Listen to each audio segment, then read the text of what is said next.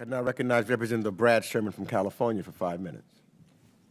It's, of course, natural that the Congress bemoan that Karen Bass is leaving us, but she's coming to us in Los Angeles.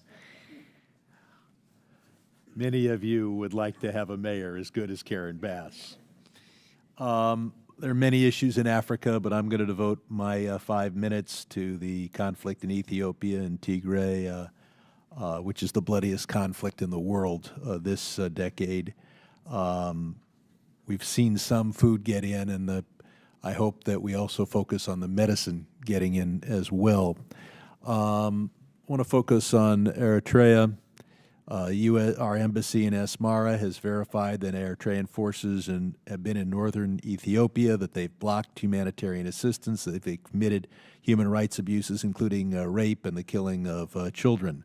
There is no legitimate reason for Eritrean troops to be in any part of Ethiopia.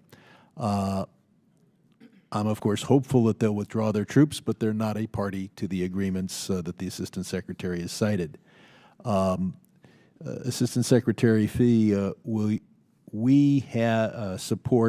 support additional sanctions on Eritrea if they fail to withdraw their troops, including sanctions on President Afwerki himself and on mining in Eritrea? Thank you, Congressman. Absolutely, we concur with your assessment of the negative role of Eritrea and Ethiopia. It's, I think, a positive development that as part of these discussions, the issue of foreign forces is part of the agreement and the withdrawal of foreign forces. But we if need Eritrea does not withdraw, yes, you would yes, we would do those sanctions. I would point out that we could also look at UN Security Council efforts.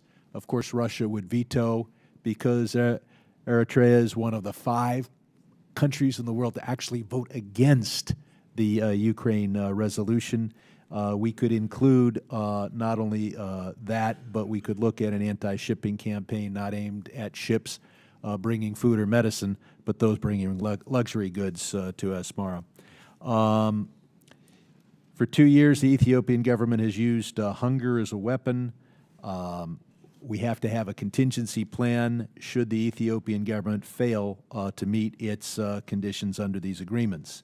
Assistant Secretary Fee, will you commit to not restoring AGOA and not supporting IMF, World Bank, et cetera, loans to Ethiopia until the Ethiopian government fulfills its obligations under the agreement, including humanitarian aid, protection for civilians, human rights monitoring, and a restoration of services, including the internet? yes, we've made clear to leaders of the Ethiopian government that full implementation of the agreement reached in Pretoria and elaborated in Nairobi is essential to restoring the partnership that we previously enjoyed. We've got tens of thousands of Tigrayans, ethnic Tigrayans in other parts of Ethiopia that have been put in detention centers. The UN International Commission for Human Rights on Ethiopia in September of this year said that the detentions are ongoing and that reliable information indicates that torture is occurring at these facilities. Will you commit to not supporting lifting AGOA and not supporting international lending until these ethnic Tigrayans are released? Yes, this is part of our dialogue with the Ethiopian government and with all parties who committed abuses during this terrible conflict. And then there is the disputed area of Western Tigray. We saw ethnic cleansing there in November of 2020. The agreement calls for a constitutional resolution as to which regional government should control Western Tigray. That could very well mean a referendum.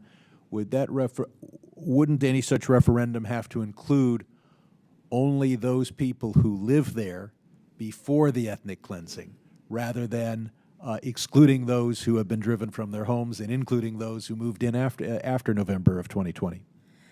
Congressman, I know that issue is going to be discussed by the parties, as you said, under their constitution, and I don't believe the details about how they would conduct or any referendum or address resolution of that dispute have yet been determined. So I'm not in a position to address specifically And a hypothetical scenario at this point. Gentleman's time has expired.